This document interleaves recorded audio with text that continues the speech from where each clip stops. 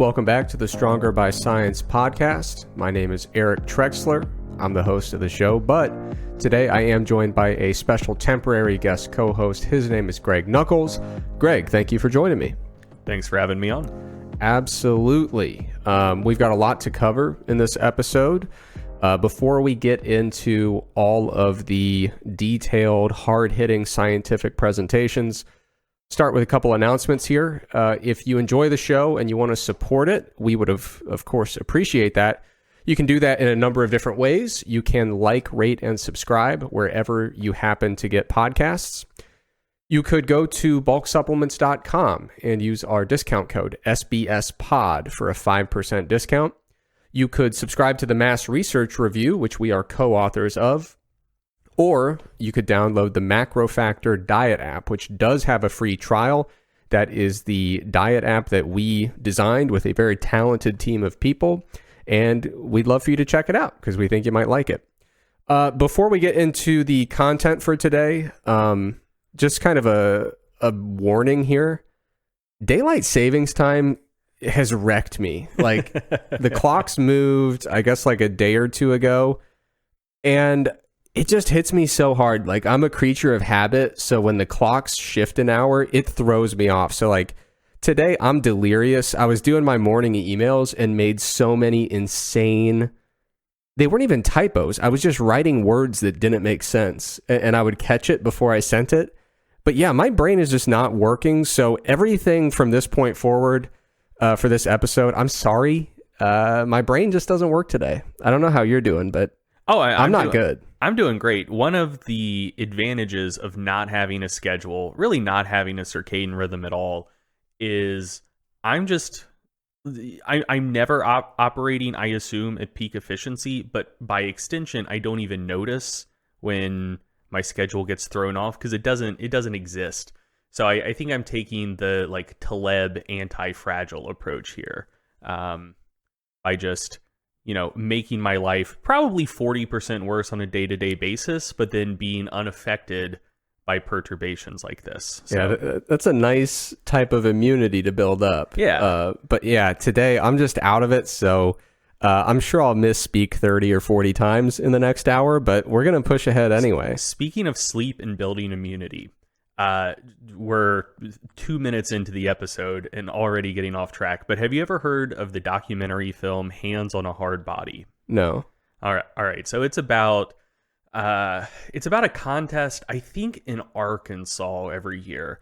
This is a documentary, an actual documentary, where because we do often say that when we're talking about just complete bullshit. Yeah. It's just kind of like I guess like a slice of life human interest documentary where there's a contest every year where there's a truck and people who want to win the truck for free just show up, have to keep a hand on it, and whoever can keep a hand on it the longest wins. Okay. And I think they get like maybe a 30-minute or like a 10-minute break every 6 hours or something to use the bathroom, but like they can't sleep, they can't lay down, they have to keep a hand on this truck.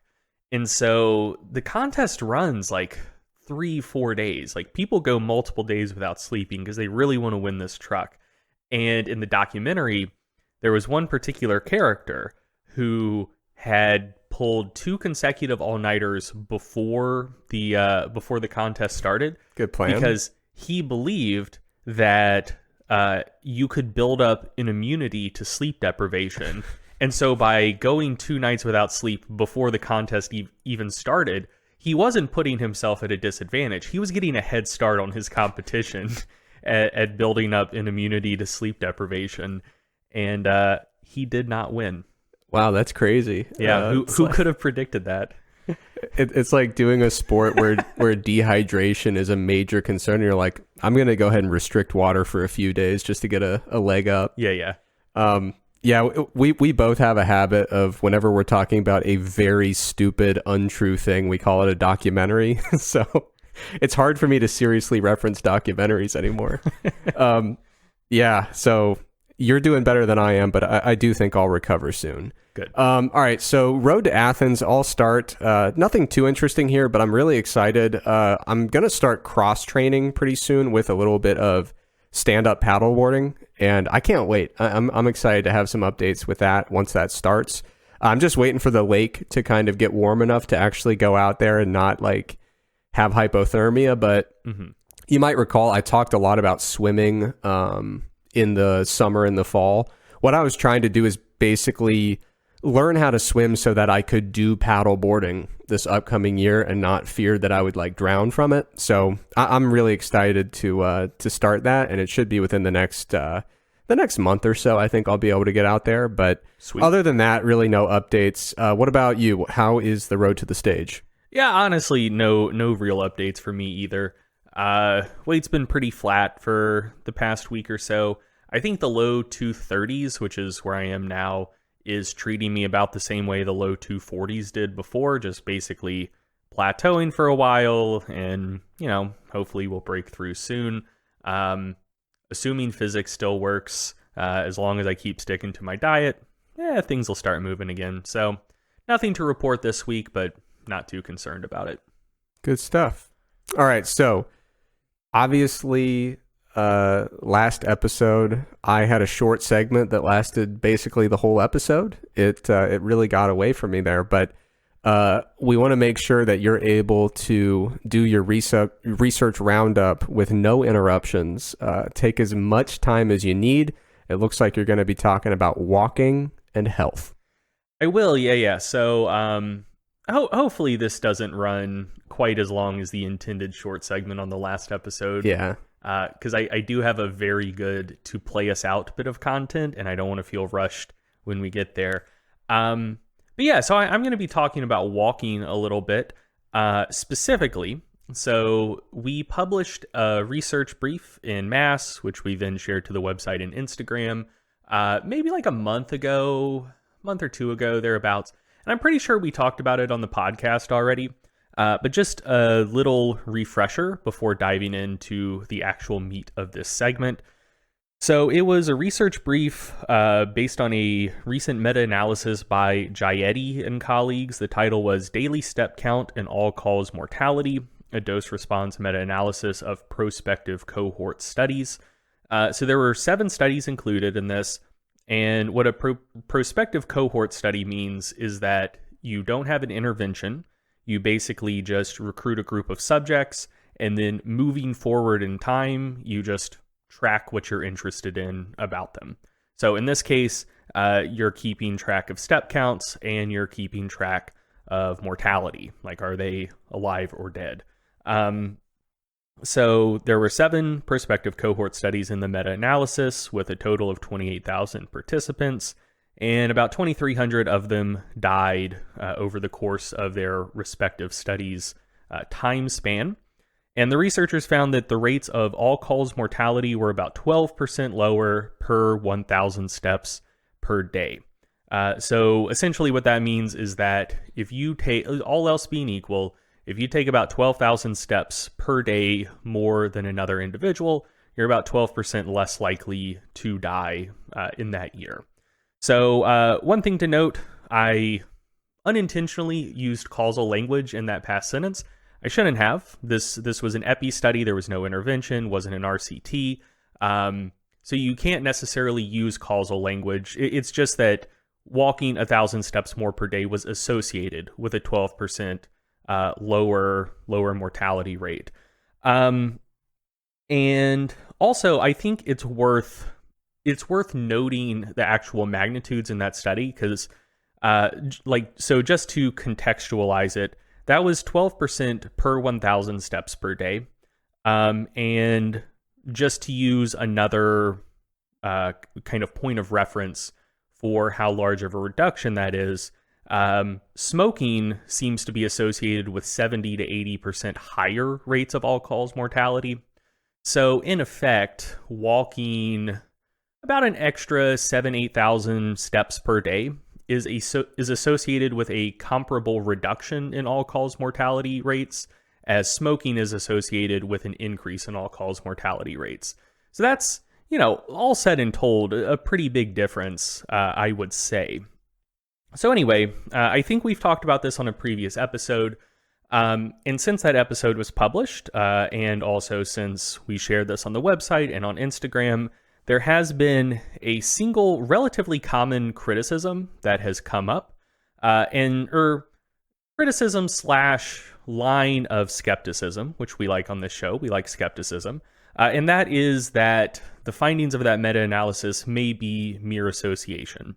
In other words, it's showing that walking more is associated with lower rates of all-cause mortality, but it could simply be that people who are generally healthier do tend to walk more. Like if someone might already be in the beginnings of a disease state, they may not be as active.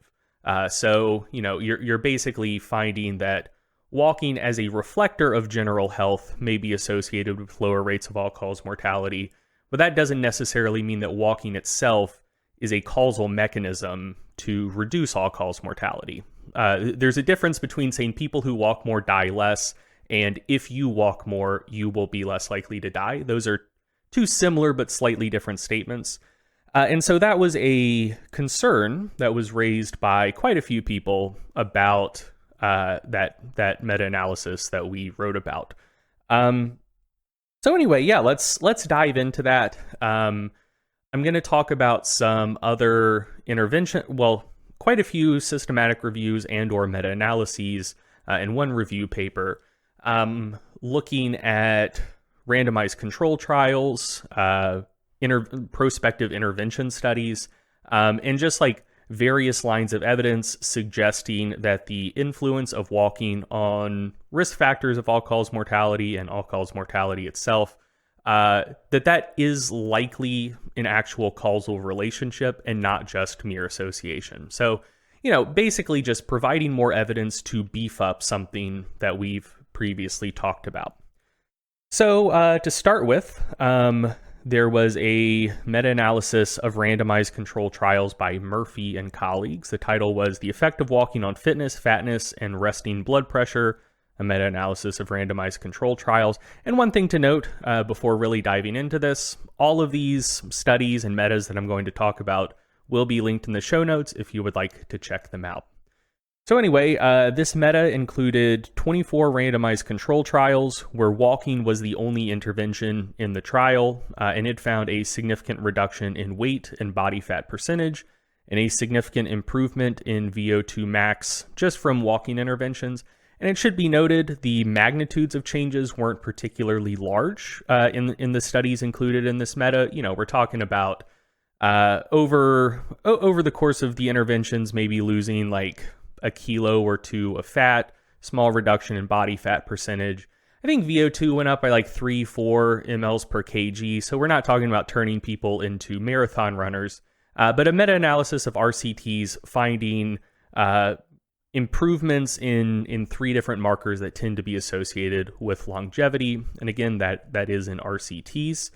Moving on, a systematic review by Lee and colleagues. The title is The Effect of Walking Intervention on Blood Pressure Control, a systematic review.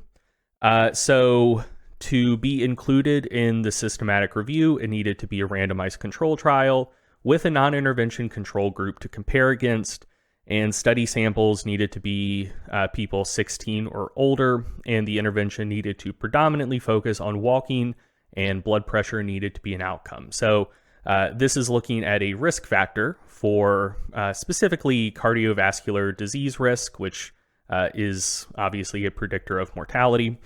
So there were 27 RCTs included in this systematic review. Since this wasn't a meta-analysis, it wasn't necessarily looking for kind of a pooled effect estimate, but just basically looking at the RCTs, just the literature on this topic. What are some trends that you see emerging? So of the 27 trials included in this systematic review, 9 of them found an effect of the walking intervention on blood pressure, a beneficial effect, and the walking intervention tends to be effective from studies with a larger sample size, and a beneficial effect of walking on blood pressure tended to come from studies that employed a moderate to high intensity walking intervention. and a longer intervention period. So that's a quote from the abstract. Basically, basically they found that studies that had more statistical power were more likely to show a positive effect. So, you're not talking about a night and day difference on blood pressure control if it's a relatively short term, relatively small study where people aren't doing that much more walking.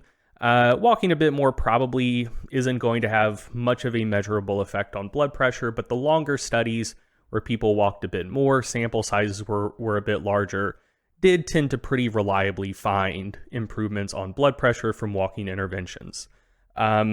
And that can be a generally important note as you're reviewing literature because, there was a recent study that Helms talked about in Mass, where some researchers were looking at time-restricted feeding over the course of I think it was 8 weeks. And within the 8-week study, they were like, oh, this is great. No impact on fat-free mass or lean mass secretion. Looks like the two are more or less interchangeable for that outcome. But obviously 8 weeks is a really short span of time, or, even if it were 12 weeks, the longer you do an intervention, if you continuously apply it, the more those groups have an opportunity to diverge and separate. And so those researchers checked in on the same participants or a subsample of them a year later, and they did see divergent effects for fat-free mass. And so you have to be really cautious with some of these shorter studies. You might see one or two studies that are short and say, oh, it looks like this intervention didn't work.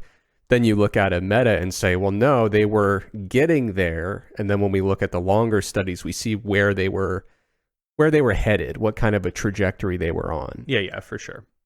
Okay, so moving on, a meta-analysis by Richardson and colleagues, a meta-analysis of pedometer-based walking interventions and weight loss.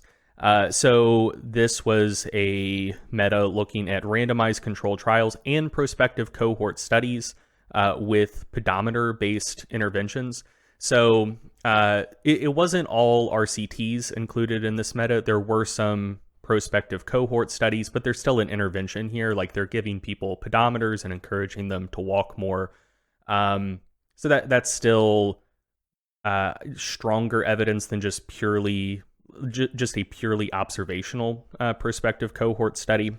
So 9 studies met the inclusion criteria for this meta, and they found that there was a small effect of pedometer-based walking interventions on weight loss.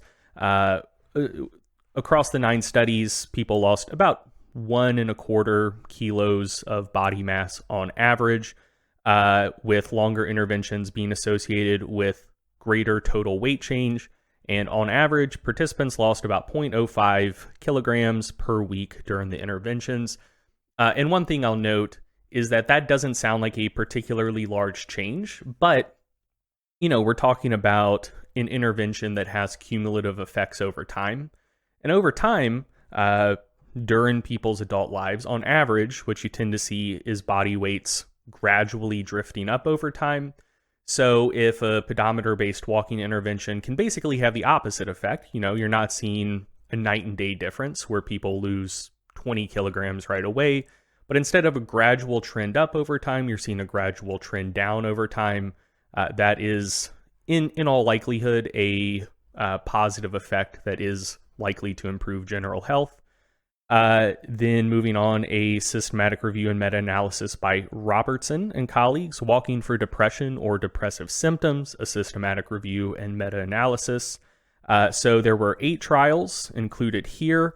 They found that walking interventions improved depression-related symptoms with a mean pooled effect size of 0.86, which is generally considered a large effect.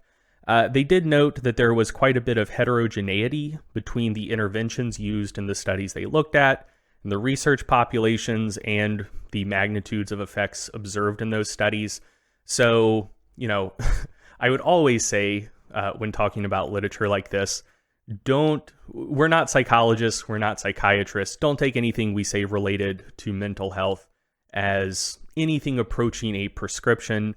And that is doubly true here because the authors of this meta-analysis themselves say like, this isn't a one size fits all thing. We don't know what the correct dosage is, seems to depend on the population. But in general, they're finding that walking more tends to have a generally beneficial effect on depression and depressive symptoms. And mental health is an important component of overall health. And they're finding in this meta-analysis that walking more tends to help with that as well. Did they happen to, I don't know if you recall, did they happen to point out any particular characteristics that seem to be driving some of that heterogeneity?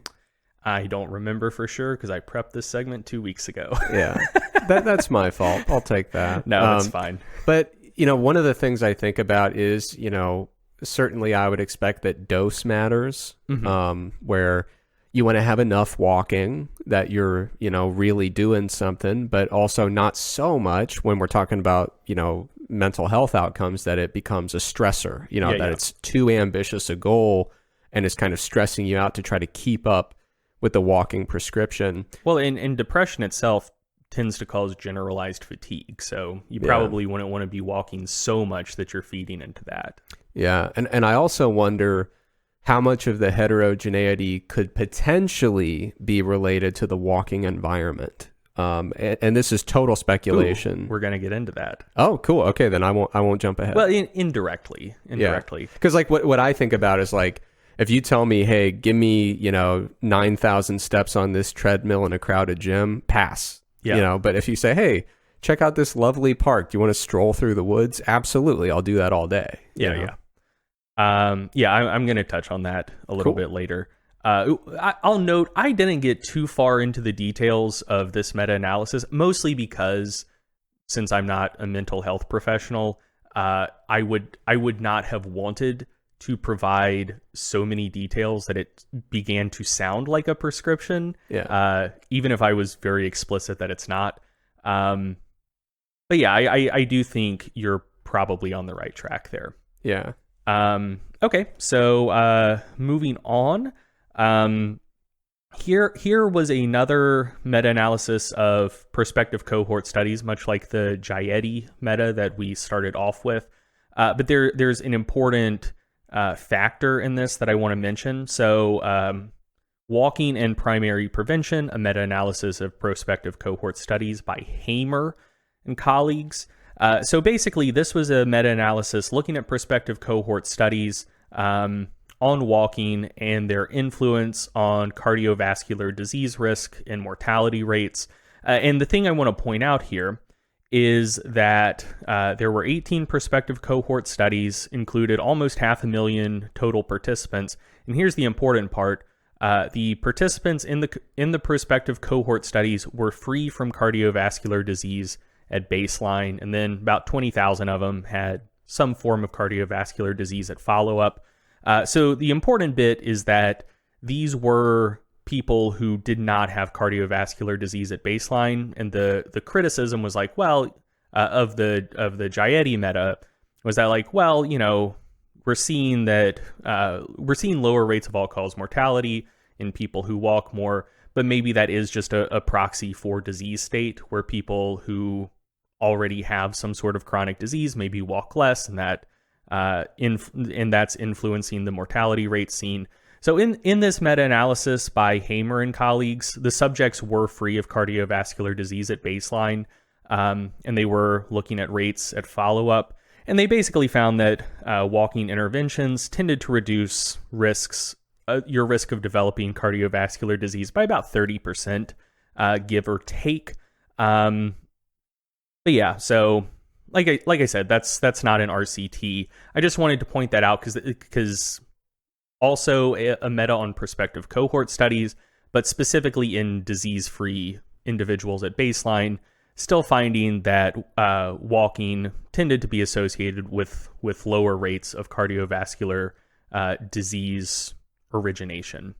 And then, let's see, in terms of potential mechanisms, I would say, this wasn't a meta-analysis. This is a narrative review by Coyle and colleagues, published very recently in Exercise and Sport Science Reviews, if memory serves. Title is Inactivity Causes Resistance to Improvements in Metabolism After Exercise.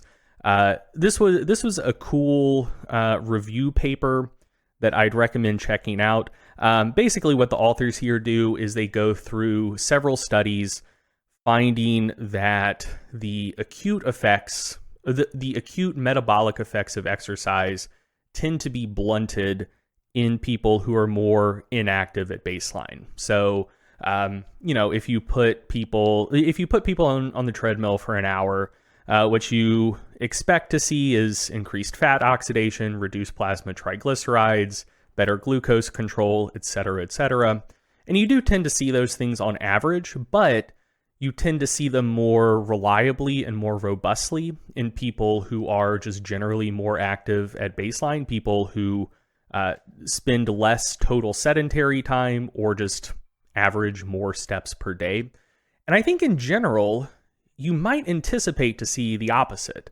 People who are, I would say, kind of more relatively untrained, who are less active, you might expect to see larger acute improvements in those variables when you actually make them exercise a little bit.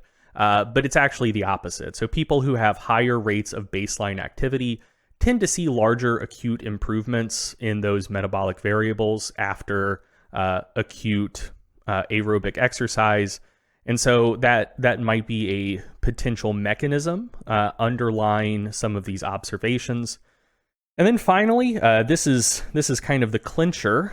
And I'll note one of the reasons that the criticism that you guys are just mistaking correlation with causation. One of the reasons that criticism of the Stronger by Science content about the meta frustrated me a little bit is the meta that I'm about to talk about was cited in the review on the website.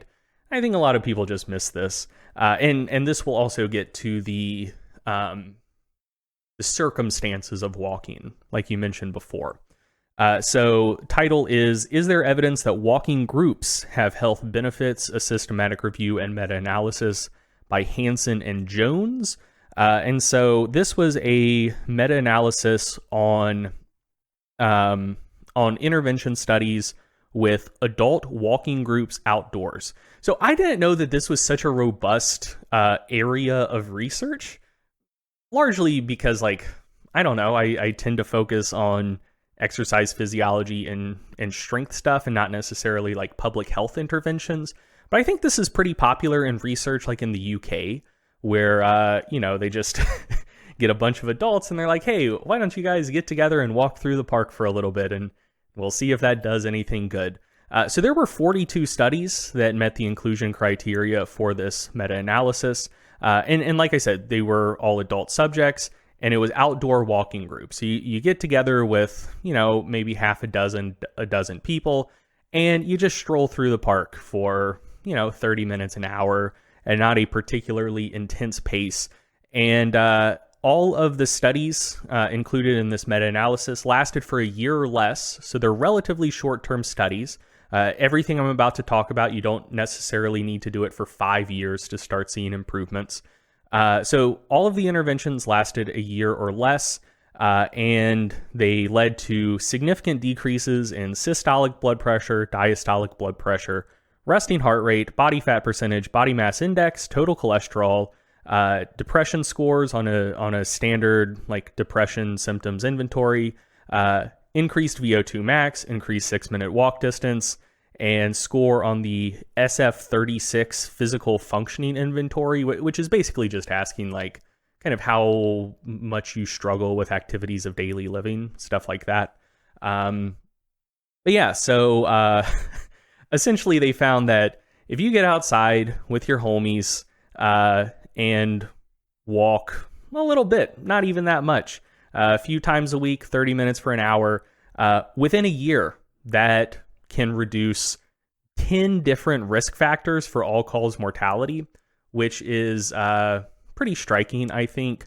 And like you mentioned, you can't necessarily attribute the findings of this meta-analysis solely to walking. There could be a social component since it was all group-based, might be influenced just by getting folks outside a bit more. But the bulk of the intervention itself was a walking intervention. So yeah, all of which is to say, I do think that the population level associations we see between walking and all-cause mortality, I do think it's far more than mere association. There's a lot of evidence that walking interventions modify known risk factors of mortality, specifically cardiovascular disease mortality. And yeah, like it's not just, I don't think it's a mere association. And the reason I brought up the Coyle paper about inactivity causing resistance to acute metabolic changes post-exercise is I think one of the reasons that I got a bit of pushback about that meta is I think that a lot of people who exercise quite a bit want to believe that ticks all of the activity-related boxes when it comes to overall health. And I think there's a reason that people want to believe that. Like, I want to believe that. I have a sedentary job. I work on a computer. I go for a few walks. I lift weights. I play some basketball. But, 8 hours a day, I'm sitting on my ass, reading, writing, typing, whatever. So I very much want to think that is not having deleterious general health effects. It probably is. I don't know what I gain from lying to myself about that. But yeah, so I think that's one of the reasons why there was a bit of pushback. Like, if you have an office job and you go work out for an hour every day after work, but maybe you're only averaging 4,000 steps per day, you don't necessarily want to think that, because it takes a while to get steps in, like if you live in a commuter culture where there's not great public transit, you're driving an hour to and from work every day, you work a sedentary job, boom, there's 10 hours of the day gone, you sleep 8 hours a night, boom, there's 18 hours of the day gone. Now you got 6 hours left, you need to eat some meals, you want to spend some time with loved ones, you have some hobbies, and if you want to work in 10,000 steps at some point in that process that aren't facilitated by your lifestyle, like if you don't live in a walkable city or something like that, it's going to take a while. Like, it's going to take a significant time investment to get those steps in. And so it would be great if that wasn't necessary. And you could just go to the gym for an hour, boom, now you've checked all of those boxes. But at least my read of the literature is that is not the case. That just overall general activity levels, with step counts being a pretty good proxy for that, does seem to be not only a predictor of general health and longevity, but probably a causal factor as well. And yeah, it would be, I would love if that was not the case. And for years, I told myself that wasn't the case. But yeah, as I've got into this literature more, I've unfortunately for myself changed my mind about that. Yeah, and I'm not super deep into this literature, but I am aware of literature that might be a breath of fresh air to people who are a little bit concerned about the time required to get some of these more ambitious step counts. Like you described the scenario where, you start running out of hours of the day. There aren't that many opportunities to say, I'm going to go walk for 90 minutes and really chip away at this step count. But there's kind of this separate body of literature which focuses more on just breaking up your sedentary time. So even if it's a struggle and you can't say, where am I going to clear out 2 hours to do all this walking?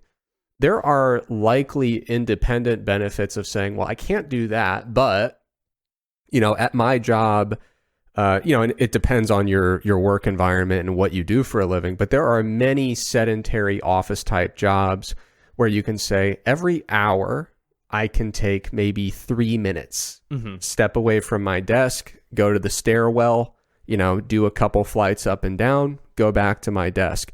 Just breaking up, instead of having an 8-hour block of sedentary time, if you can break that up into 8 sedentary 1-hour blocks with just a little bit of activity in between, that seems to be helpful.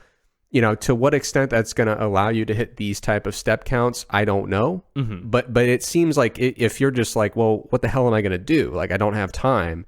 There are ways that you can kind of divide this up throughout the day and at least try to break up those really extended blocks of sedentary time. Yeah. And I think that, so one, like you mentioned, there's research on that, but two, I mean, like anecdotally, I think a lot of people experience that when you go from college to work.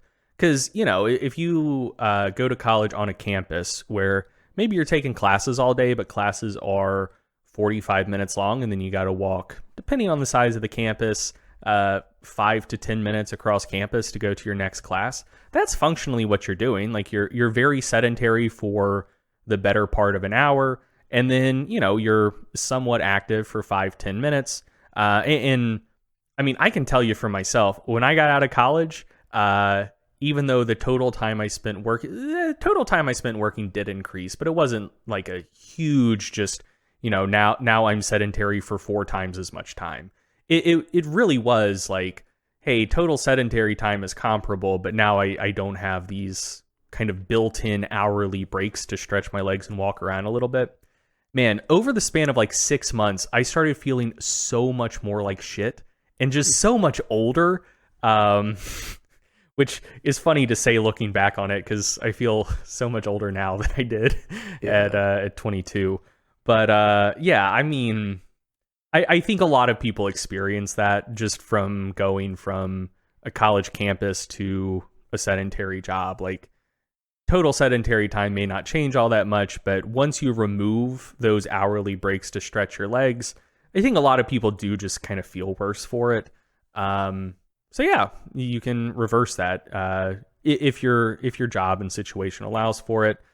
Just every hour getting up, stretching your legs a little bit, doing something slightly active, walking around if you can. I gotta say, that's one of the things that I think that overall the reduction in smoking in our society, probably a good thing. But one of the things that was probably pretty clutch when everyone smoked is just like half of your office would need to take hourly smoke breaks. And so then like if you don't smoke, you could be like, oh man, yeah, I'm going out to burn one, and then just like do a lap around the block. I don't think you can really get away with that as much anymore because not as many people smoke. All of which is to say, convince your coworkers to start smoking again for your health. That's really good advice. I'm glad you were so cautious about giving psychology advice, but then you're having people convince all their coworkers to smoke. I am not convincing anyone to smoke. I'm telling someone else to step beyond their scope of practice. Fair enough. I mean, we live in North Carolina. Like, this is a state built on tobacco. Yeah, for the good of the economy, we kind of need it. Yeah, for sure. Yeah, I used to be so spoiled with trying to get non-exercise physical activity because, like, I couldn't afford a campus parking pass. Like they're quite expensive where we went to grad school, but the campus was beautiful. It's a very mild climate most seasons. Like, you could walk most of the year without feeling like it's frigid outside.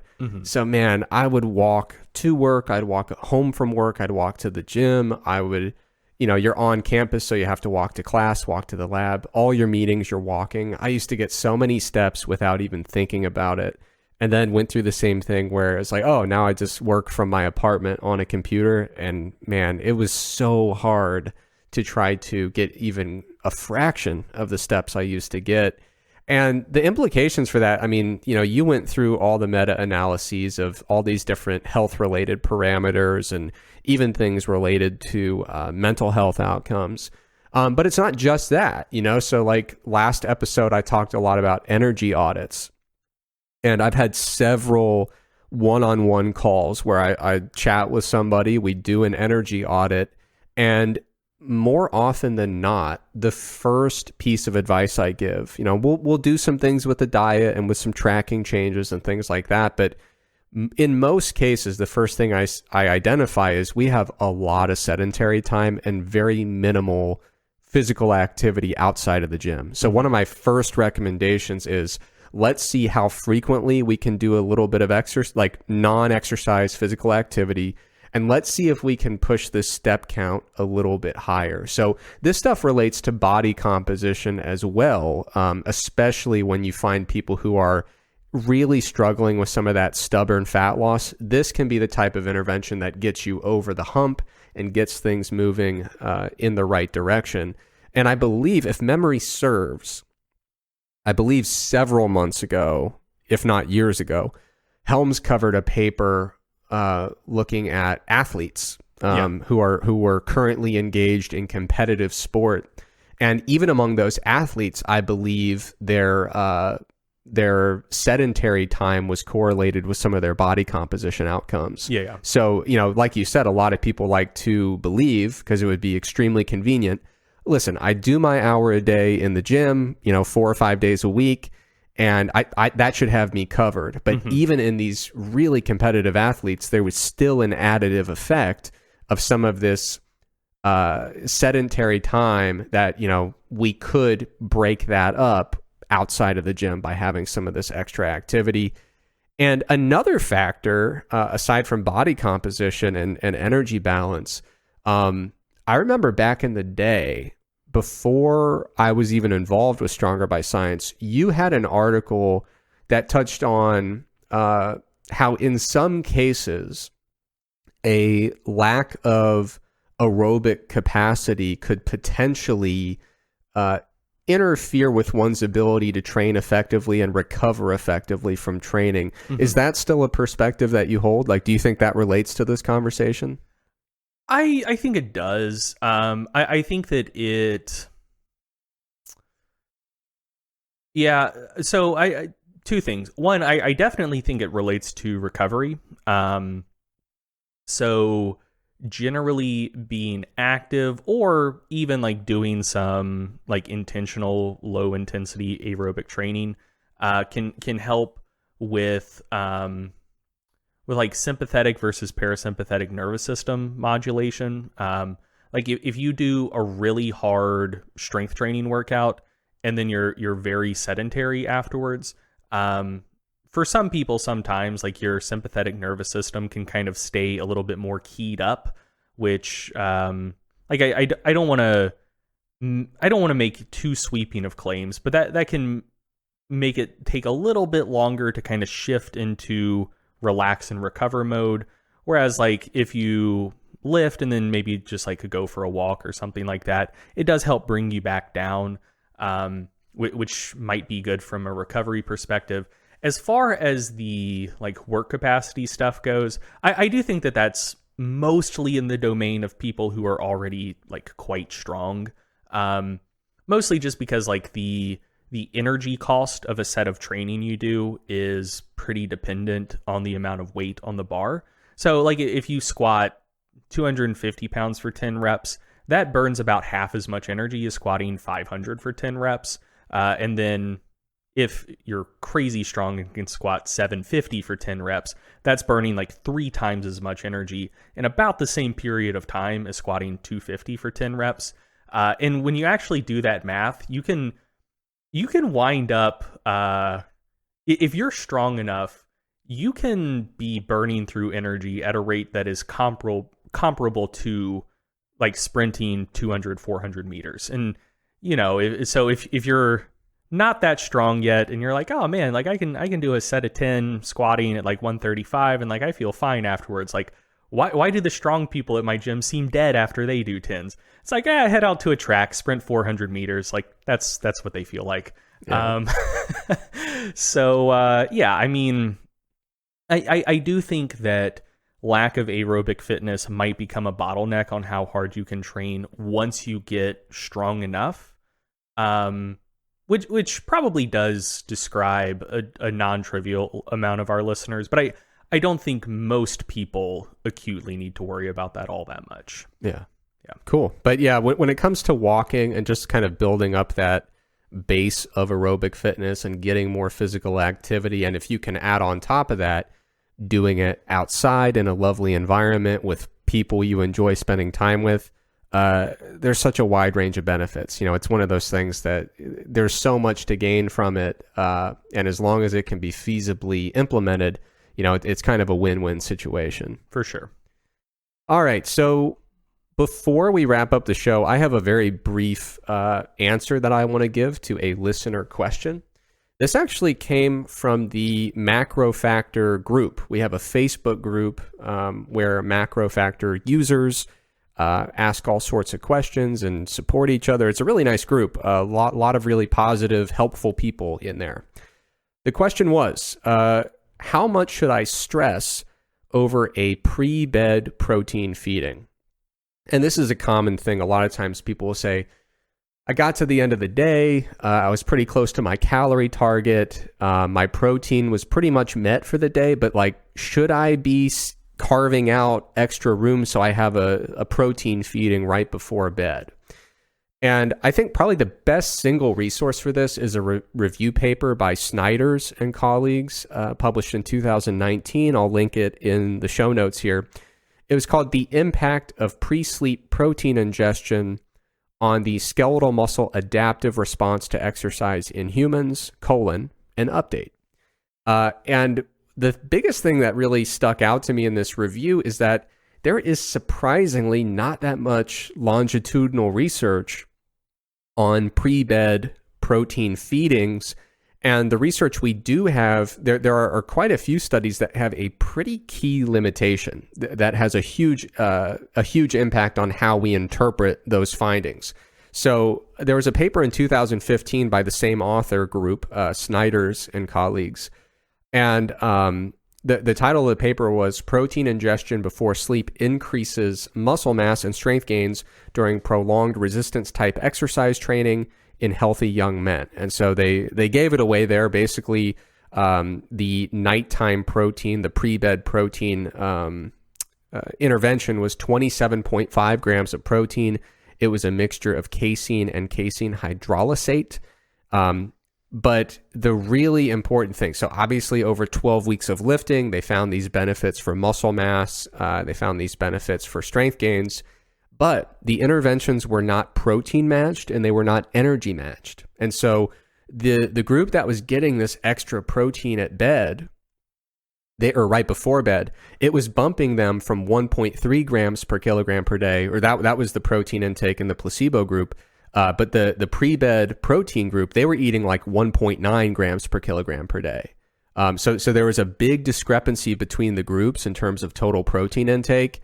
And so basically what they were really looking at is, does giving people below the typical optimal range, does giving them extra protein and extra calories help with gaining muscle, gaining strength? That's very different from, hey, should I be shifting more protein to a pre-bed feeding or adding more protein feedings to the day? There was a study by Antonio and colleagues that I'll link in the show notes, where they investigated this pre-bed protein feeding, but they did it differently. So they looked at changes in fat-free mass gains. One group was getting protein supplemented in the evening. The other was supplementing the same amount of protein, same calories in the morning, and they did not find statistically significant differences. They did find differences that I guess leaned in favor of the evening protein feeding. So they gained 1.2 kilograms of fat-free mass, whereas the group getting protein in the morning gained 0.4 kilograms. But I mean, that's not, it wasn't statistically significant. And when you look at typical body composition measurement devices, that's really not enough where you'd say, hey, there's got to be something here. I mean, that's well within the range of just kind of measurement error, sampling error, things like that. There was a paper by Joy and colleagues, which I'll link below, where they found no significant differences in muscle mass, or the gains in muscle mass following 10 weeks of lifting. And basically they were looking at, again, comparing nighttime versus daytime supplementation with casein protein. It was a pretty small sample, but again, it was another instance where looking at giving the same protein supplement morning versus before bed, it just didn't seem to have a particularly notable effect. So quick conclusions if you are wondering about this idea of pre-bed protein. It's a great opportunity to get a protein feeding right before bed, but the research would not indicate that there's anything particularly special about nighttime when it comes to protein. We just need to make sure that we get enough discrete protein feedings throughout the day.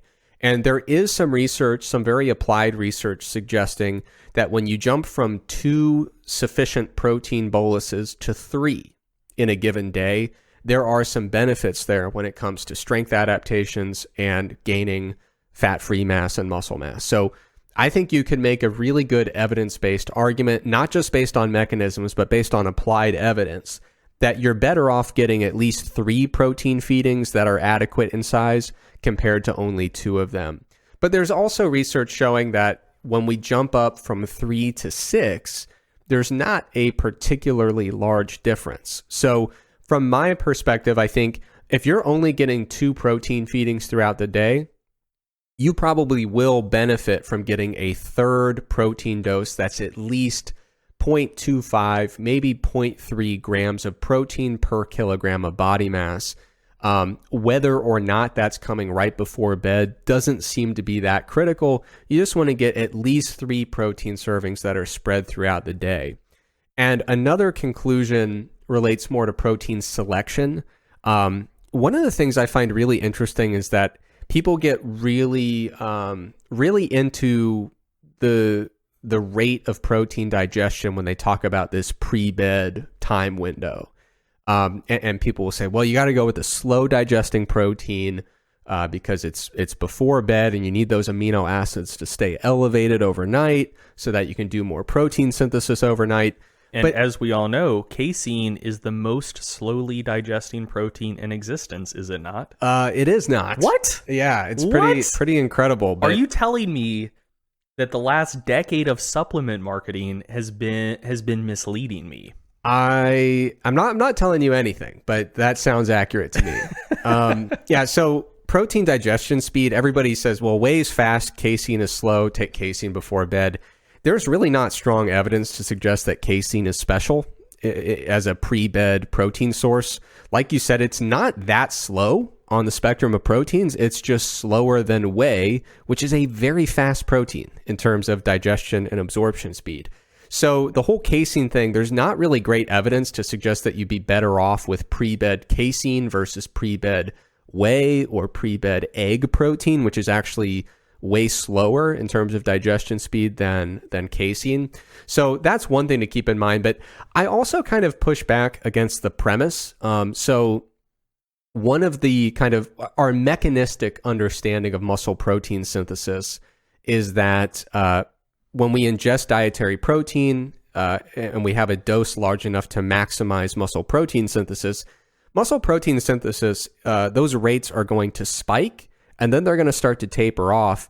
And the rate at which they taper off does not seem to be dependent on the persistent level of blood amino acid levels. Yeah. You know, there seems to be some kind of temporal component where even if blood levels of amino acids remain very high, protein synthesis is going to spike and then fall regardless of those amino acid levels.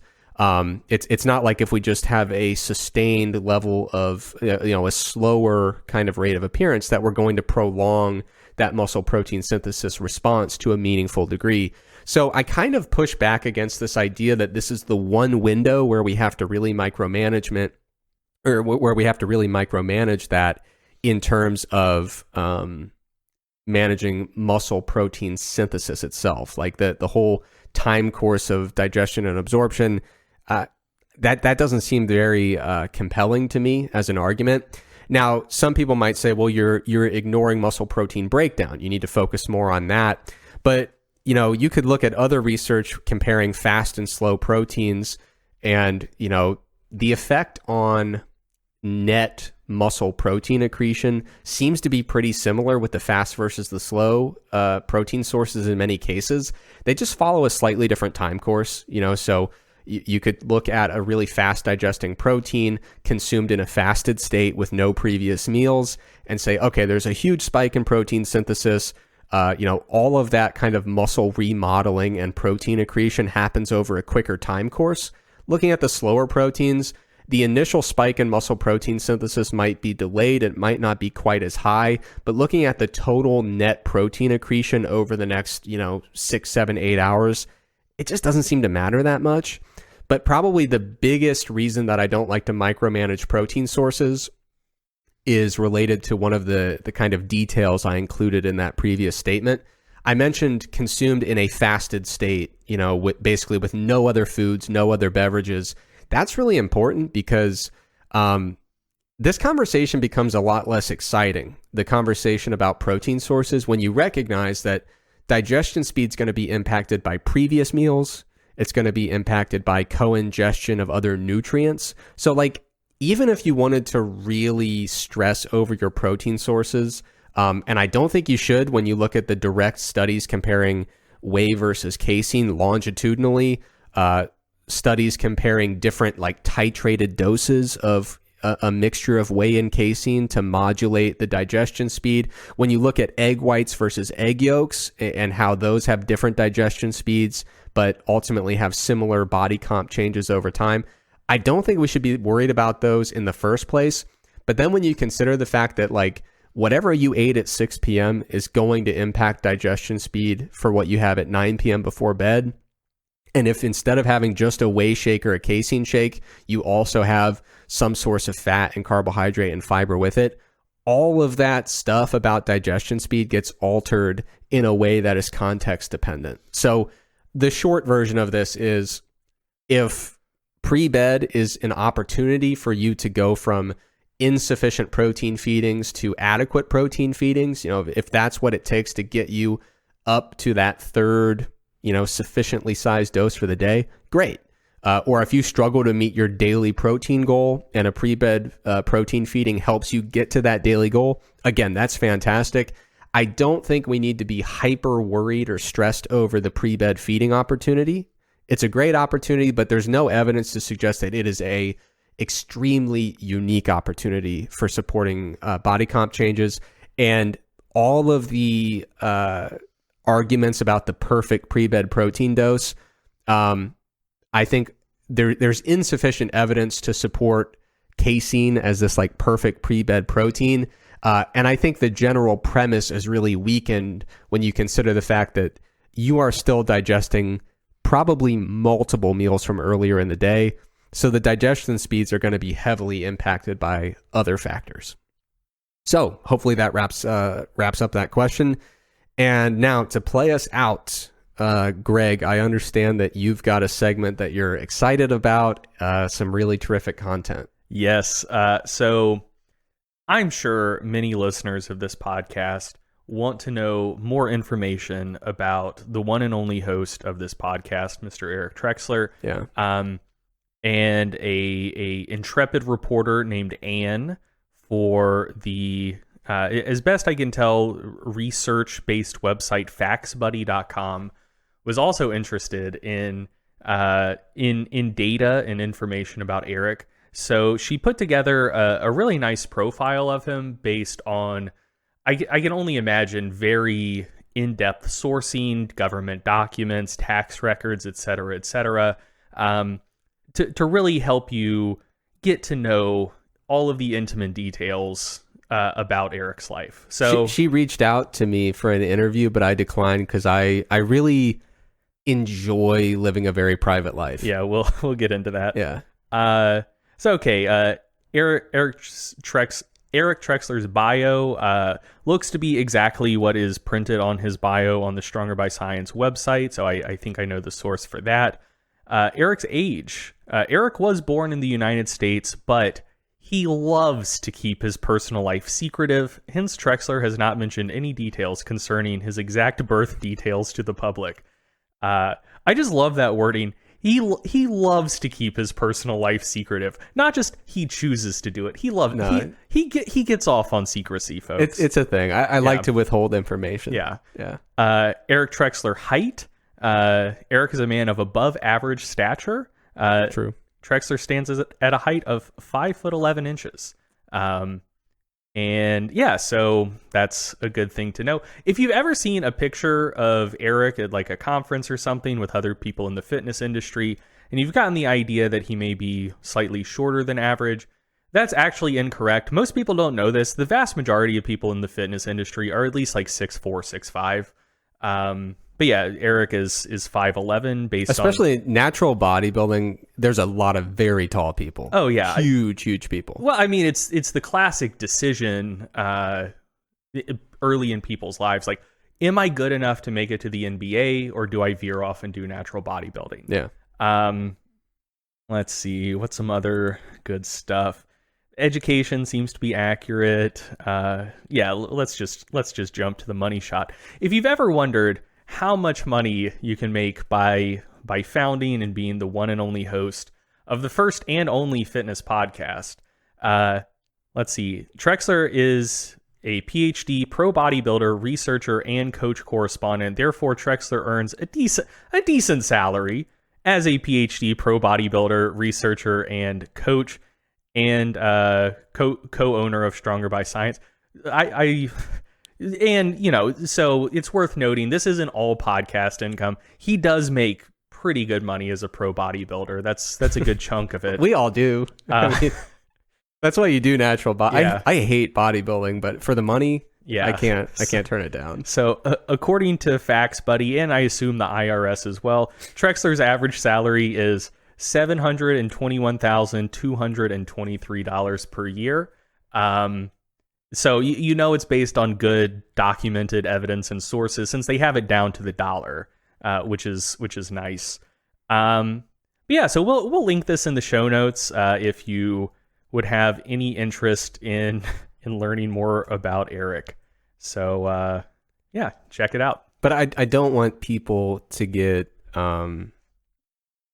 incorrect expectations and change their professional goals and trajectory. Like, don't quit your job to become a podcaster, because a lot of that, what was that, $800,000 a year? Yeah. A lot of that was because we did it first, you know? So like, I don't know if you would still get that benefit where, you know, I'm sure people who make fitness podcasts now, they might only be making like 500, 600 grand a year. Yeah, that's true. So I don't want people to miscalculate that expectation and quit their job the moment they hear this. Yeah, but it is also worth noting. So I looked to see who else Anne had profiled for the research-based website factsbuddy.com. And I think it's worth noting how much more money there is in podcasting than, say, writing best-selling books or selling bulletproof coffee. So she also did a profile of Dave Asprey, and you know, you look at him from the outside and you're like, man, this guy has built an empire for himself. Turns out he actually only makes about 76 grand a year. So you know, if you're thinking to yourself, like, do I hire an agent, put together pitches to a major publisher, try to write a couple best-selling books, or start a podcast? You know, those are kind of the two options. You're going to make 10 times as much money starting a podcast. So yeah, you got to go for that. Yeah. I really appreciate the fact that there's people reporting the real facts about, my, you know, above average height and very above average wealth. I appreciate that. But given the fact that it is, mid-March, if anyone listening works for the IRS, that income number is not correct. I just think it's important to clarify that before the April tax deadline. Well, that's total income, counting income you've made in the Cayman Islands and Monaco. So yeah. that is not his taxable income. That's total income, two very different things. Yeah. As soon as the Paradise Papers 2 come out, we'll be able to fully unravel the Trexler economic and business empire. Yeah. Yeah, that website is terrific. We were going through a bunch of different noteworthy fitness people last night. And I just cannot fathom where any of that information comes from, aside from... As far as I can tell, you have the highest income in the entire fitness industry. the same website has Steffi Cohen making 61 grand a year, which I am positive is incorrect. I also question Steffi and Dave were the two where I was like, yeah, no. I also question the just inability to get my age. I'm sure we've mentioned it 70 times on the podcast. Oh, for sure. And the idea that I live this ultra private life, we did a whole series of like 10 fireside chats where it's like, why don't we talk about our personal lives? Yeah. But anyway, hard hitting reporting there by Anne. And we will link it in the show notes, and I hope that you don't get a virus from clicking on it. All right, so that does it for this episode. As always, thank you for listening, and we'll be back in a week with another one. Thank you for listening to the Stronger by Science podcast. If you enjoyed the podcast, be sure to sign up for our free newsletter to get concise breakdowns of relevant research, as well as 28 free training programs for all skill levels and all schedules. We hate spam just as much as you do, so we'll only email you when we have something really interesting to share with you. You can sign up for the free newsletter at strongerbyscience.com/newsletter, or just go to the Stronger by Science homepage and click the free programs button at the top. If you want to join in on the Stronger by Science podcast conversation, be sure to check out our Facebook group and our subreddit. The links for both are provided in the description of today's episode. Finally, please remember that we are not medical doctors or registered dietitians. So, before you make any changes to your exercise or nutrition habits, be sure to check with a qualified healthcare professional. Once again, thank you for listening, and we will be back soon with another episode of the Stronger by Science podcast.